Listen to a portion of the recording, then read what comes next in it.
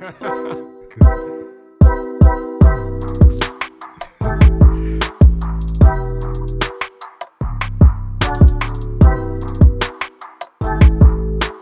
here's the article. I'm going to share it and of course read a little piece of it. It was from the 6th of February. We could have spoken about it before, but we didn't because we had other stuff to do. The Minister of National Security, Fisher Hines, has assured the government is taking swift and decisive steps to minimize the costly negative impact of cybercrime and threats to cybersecurity. Hines delivered the feature address at the opening ceremony of the National Cybercrime and Cybersecurity Sensitization Workshop on Friday, January 26th.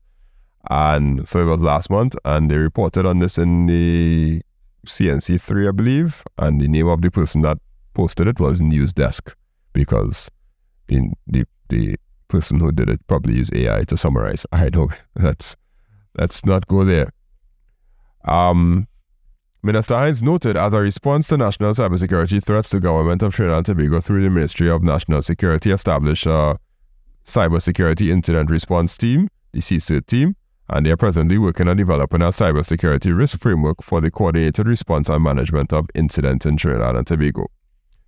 However, the last paragraph is where we have to kind of focus. The minister said he anticipated a positive outcome from the workshop as it was designed to make stakeholders more aware of the cybercrime threats and more equipped to respond to those cybersecurity challenges as individuals, as professionals, as a region, and as an international community. Now, the problem I have with this, or the thing that I noticed with this, is that in order for us to respond to cybercrime and cybersecurity, you can't just say, well, give people tax breaks and come up with a framework and all those kind of things. You need to have some laws in place. And I don't think we have any laws in place to hold not even the criminals accountable, much less people who do cybersecurity, malicious things from inside their organization with people's data and that kind of stuff. And I'm kind of concerned about that, especially since the cybercrime bill was drafted in 2017 and nothing has happened. And that in itself is you could probably see an issue because 2017 is 7 years ago. A lot has happened that 7 years, right? A lot has happened in that 7 years. Look, just in the past year or two in terms of AI, and does that bill address anything with AI and how you would potentially deal with stuff in that realm? Does it speak to, as you mentioned, leaks within the company, and even probably before you look at the laws and enforcement in terms of cybercrime, you have to look at prevention, look at assessing your current state of your cybersecurity infrastructure, and Yeah. One of the things that I noticed in the other countries is that in their cybercrime bills, they have things to hold companies accountable for when things happen. And if you don't report it within 3 days of finding it out, or if you don't report it within 2 weeks, and you don't give any sort of feedback to your customers or your consumers, if you're a publicly traded company, of course, you can get fined like real bad. And those are things that currently going on all over the world. And cybercrime is not just about attacking the criminals. It's also about holding companies accountable for all of the data that they have. And well, we saw what happened with TSTT. They didn't really do a good job of disclosing and whatnot because they had no recourse, nothing to worry about if they didn't. Right? Well, a couple of people get fired and... No, they had nothing to worry about government-wise or fine-wise or... Yeah, I think Microsoft get lashed the other day because something happened and in 3 days they didn't disclose it, and I think they get a fine. Yeah, and I mean, fines, and even like we don't really have a culture of people, like taking on companies, like suing companies, like civil stuff, we don't really have that culture, hey, make me data leak on the dark web. I want to sue you for so much, and you know, you don't really have that cultural litigation, you know. So you get away with a lot. Yeah. That aspect. So Shivam brought this up recently, which is on his LinkedIn page. He was saying that the proposed draft from 2017, which hasn't been passed yet in Parliament, it covers a lot of things, or probably about 40 different things I saw.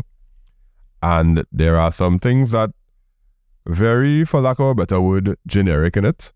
And let's look at just a few, right? I'll just do every fifth one. So clause 5, intentional unauthorized access to a computer system.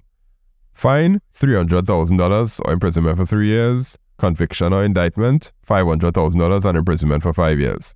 What they classing as unauthorized access to a computer system, I don't know. If I walk into a government office and I open up my email, is that unauthorized access to a computer system, or is it? Yeah, it's not. It's not. I mean, they have an appendix or something. You know? Well, the whole bill there. This is a summary. So let me go to number 10. Committing any offense from clauses 5 to 9 that affects or hinders critical infrastructure. Fine, $2 million and imprisonment for 15 years. Who determines what's critical infrastructure? Is it destabilizing the legal affairs office? Is it destabilizing the licensing office? That's critical infrastructure. What is considered critical? Guess we had to read the whole thing. Number 15, identity-related offenses, intentionally using means of identification other than one's own via a computer system with the intent of committing an unlawful act. Fine, same thing, $300,000, then $500,000. Then they have violation of privacy, capturing, storing, publishing, or transmitting another person's private area image without consent where privacy is reasonably expected. I don't know, like, what's this next one? Maliciously sending an email message that causes damage to a computer system. That's 2003, 2004 kind of. Like, we passed that stage where, or maybe we still at that stage where you could send an email and cause damage. Somebody click on something and download a virus, maybe ransomware. I guess these things have to be there because that's the baseline. But let me go down to number 37. Internet service providers offering electronic hyperlinks to access information are not liable or for illegal content linked if they promptly remove or disable the hyperlink upon receiving a lawful order for or after becoming aware of the illegal content. Like, what? So you have something illegal on your site, quote unquote illegal. You get told about it and you don't remove it in time. I guess, yeah. Search engine provider liability. Providers operating search engines that index internet-related content are not liable for the search results if they do not initiate the transmission, select the receiver, or modify the information transmitted. I guess those things would cover a lot, but in 2017, this would have been adopted. Well, not adopted, but drafted. And 7 years later, nothing else come from it. And so much things happen in between. So here are his suggestions. Provisions for emerging technologies, which is basically add something about Internet of Things, AI, blockchain. He put quantum computing. I know quantum. Ransomware. Yeah. Cross-border collaboration in corporate clauses to facilitate international cooperation. Cyber incident reporting, establish mandatory reporting requirements for cybersecurity incidents or breaches by both public and private entities to enhance the collective response to cyber threats, which is what I kind of said earlier, which they do all the time. Penetration testing standards, I like this one.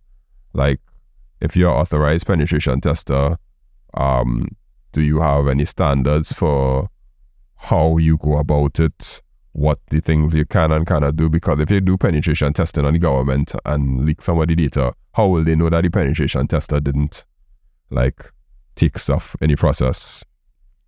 And he added in this one, whistleblower protection. introduce measures to protect individuals reporting cybersecurity incidents, vulnerabilities, or breaches to authority.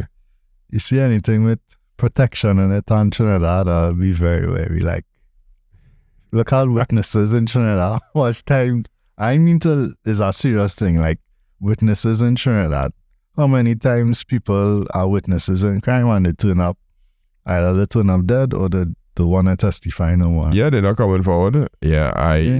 So I think Trinidad probably too small to have that type of protection. I mean, in terms of witnesses, with whistleblower, somebody always knows somebody and a threat might get made, and I don't know, we need to adjust some of the issues within our culture.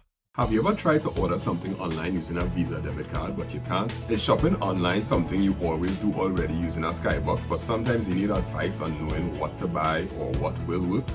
I'm Mr. Charles from makeITsimpleTT, and we aim to make technologies that solve problems in a Caribbean context. So we created Order It. What is it, you ask? What is Order It? It's an app and a website that helps you order it in two ways. The first way is if you already order things online.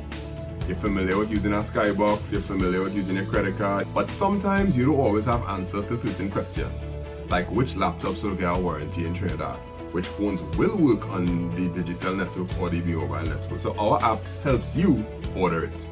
Every product that we list in the app, we will let you know the truth based on the experience of 20 years of ordering things online and using various Skyboxes in Trinidad and Tobago. So here are some of the questions that the app answers for you based on the products that we list. What are the taxes? Why does it cost so much when I actually get it? What is dimensional weight? All these questions and more we answer in the app because we want to help you order it. All you have to do is simply pick from our list of recommended items that we know and trust because we've ordered it already. Follow through the payment process. We'll order it and we can even have it delivered to you. So why don't you give it a try? Search for Order It by makeITsimpleTT in the App Store or the Google Play Store, or you can even go online to orderit.makeITsimpleTT.com and check and see if we could answer some of your questions and help you in the process of ordering